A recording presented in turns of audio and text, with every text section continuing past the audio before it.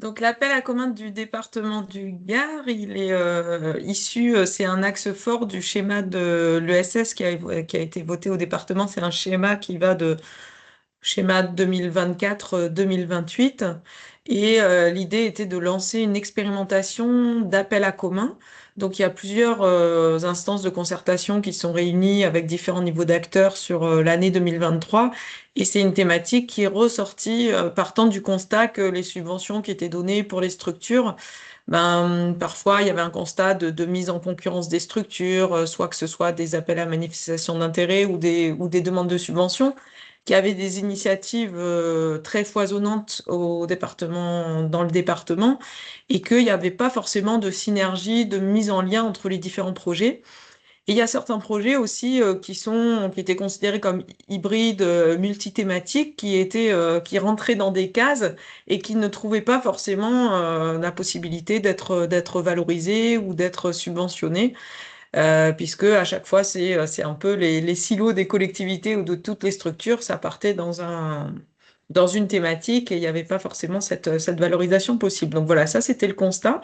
Donc est arrivé le projet d'expérimentation d'appel à commun, donc on peut passer sur la diapo suivante, avec un certain nombre de défis qui ont été identifiés, c'est-à-dire que l'idée c'était vraiment de mettre en commun des initiatives, alors soit à partir d'initiatives expériences et de pouvoir les agréger avec des contributions supplémentaires, soit créer des initiatives totalement nouvelles.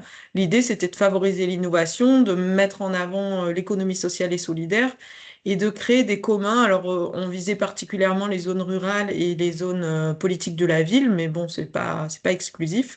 Et ce qui a été demandé, c'est que les projets répondent aux grands enjeux contemporains qui ont été identifiés, qui sont la lutte contre les discriminations, la lutte contre la pauvreté, le dérèglement climatique, et les enjeux qui ont été relevés dans le schéma départemental des solidarités sociales.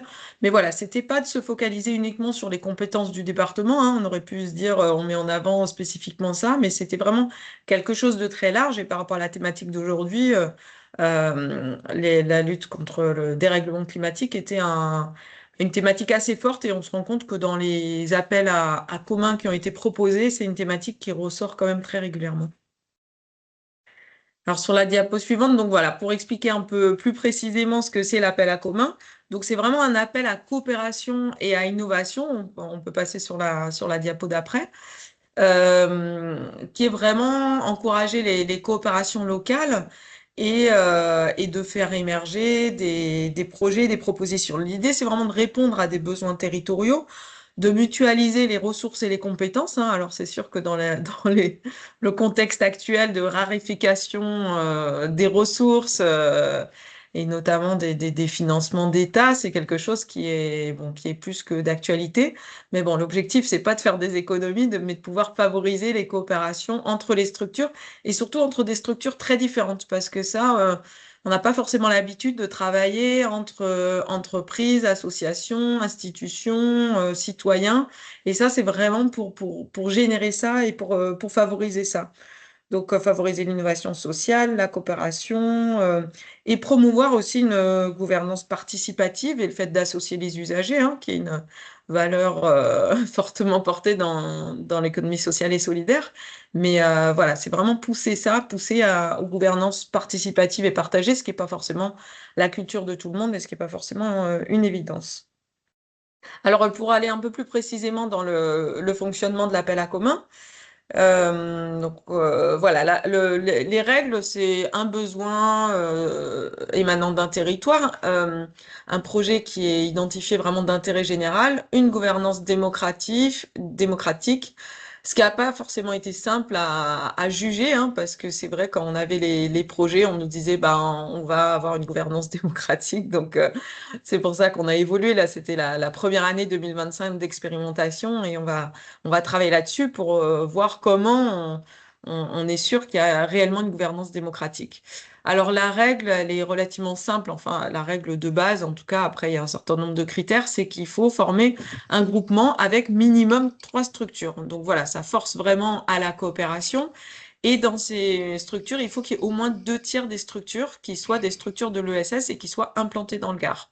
Donc à la fin, il y aura un seul porteur, c'est-à-dire qui déposera la demande de subvention, mais c'est bien un minimum, un trio, mais après, ça peut être beaucoup plus large et on a eu des coopérations beaucoup plus larges que ça.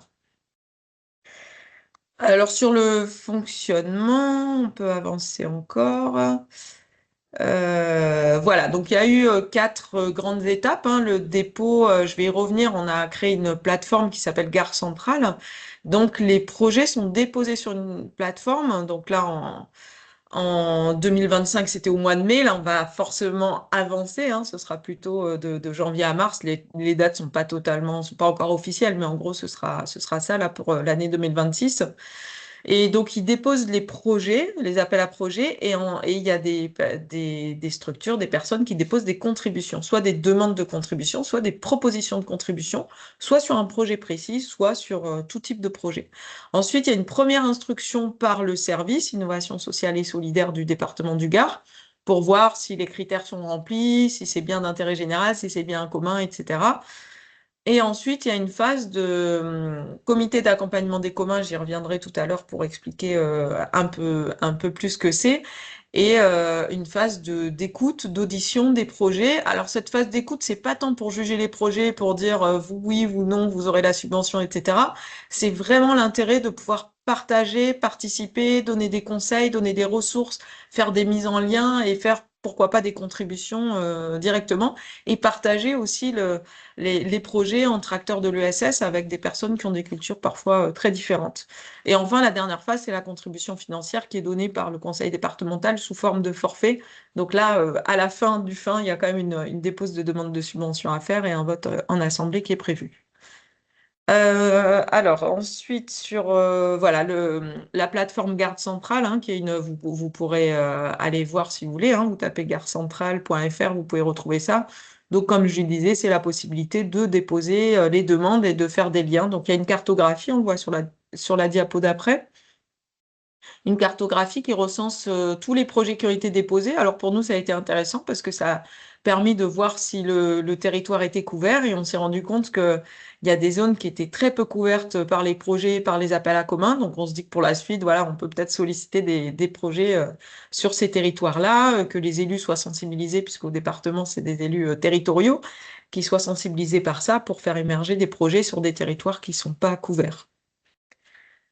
Ensuite, sur le fonctionnement du comité d'accompagnement des communs dont je vous ai parlé, donc c'est une instance mixte, hein, qui est composée à la fois de tous les élus du département, que ce soit sur leur thématique ou sur leur territoire, et des agents référents du conseil départemental qui viennent de quasiment toutes les directions générales adjointes, ou tous les services qui sont concernés, donc que ce soit les services thématiques, hein, la culture, le sport, l'alimentation, etc. Mais on a aussi associé des services supports qui sont beaucoup moins habitués à ça, comme la commande publique, les services juridiques. Et ça a été très intéressant pour nous parce que ça a permis aussi de les acculturer à une culture de l'ESS alors que eux en étaient très loin. Et ça a créé beaucoup de transversalité dans la collectivité, mais aussi dans l'économie sociale et solidaire en général, au niveau du territoire. On a associé dans ce comité aussi les grands acteurs de l'ESS, hein, la CRES, l'URSSCOP, France Active, etc. Et les acteurs locaux, les acteurs régionaux, voire nationaux parfois. Et voilà, les membres du comité de pilotage de la plateforme Gare Centrale. Donc le rôle de cette commission, c'est d'auditionner les projets, mais aussi de proposer des contributions, de mettre en lien, de partager les informations. Et voilà, donc on a vraiment, avec cette instance, on a co-construit aussi tout le fonctionnement de l'appel à commun, les outils, on a fait des séances de travail, des séances d'acculturation, et ça a été pour nous aussi l'occasion d'acculturer ces personnes à la culture de l'économie sociale et solidaire, à la coopération, à la gouvernance partagée, etc. Voilà, donc là, c'est juste quelques exemples. Je ne vais pas rentrer dans les détails des exemples, mais on vous a mis un certain nombre d'exemples de projets que vous pourrez retrouver sur Gare Centrale, hein, si ça vous intéresse. Tous ces projets sont en ligne. Donc, par exemple, voilà, un projet de festival. Alors, les festivals, on en a eu pas mal, donc ça nous a poussé un peu à cadrer et à se dire qu'un festival pouvait tout à fait rentrer dans cet appel à commun, mais il fallait quand même qu'il y ait quelque chose de durable, qui s'installe dans le temps, qui apporte quelque chose au territoire, et c'est pas forcément quelque chose juste une fois qu'il y ait une animation sur un territoire. Donc ça nous a amené à affiner un peu nos critères. Donc voilà, la combine, un tiers-lieu sur des activités, des événements socioculturels, l'habitat participatif, peut-être la diapo d'après, voir le type, juste que vous voyez le type de projet, la table ouverte. Donc c'est un projet d'alimentation solidaire où ils ont utilisé les arches sous la gare de Nîmes, des endroits délaissés, pas utilisés. Donc ils ont réussi à avoir un accord avec la SNCF pour utiliser ces lieux et les fermer et faire un lieu d'accueil pour des personnes en situation de précarité sur l'alimentation. Il y a un projet autour des filières de réemploi, voilà, beaucoup de projets autour des déchets, de l'économie circulaire. Mouvementé, c'est encore un festival. Ensuite, peut-être la diapo d'après, je sais, voilà, il y a un certain nombre d'exemples, vous les voyez là à l'écran et puis vous pourrez les retrouver. Lieux nourriciers, donc pas mal de projets autour de l'alimentation. Et comme je le disais, pas mal de projets qui sont vraiment en lien avec la transition écologique, de près ou de loin. Mais on a aussi des projets qui sont vraiment mixtes sur les thématiques. Et d'ailleurs, sur le site Gare Centrale, vous avez toutes les thématiques et vous pouvez cliquer pour sélectionner.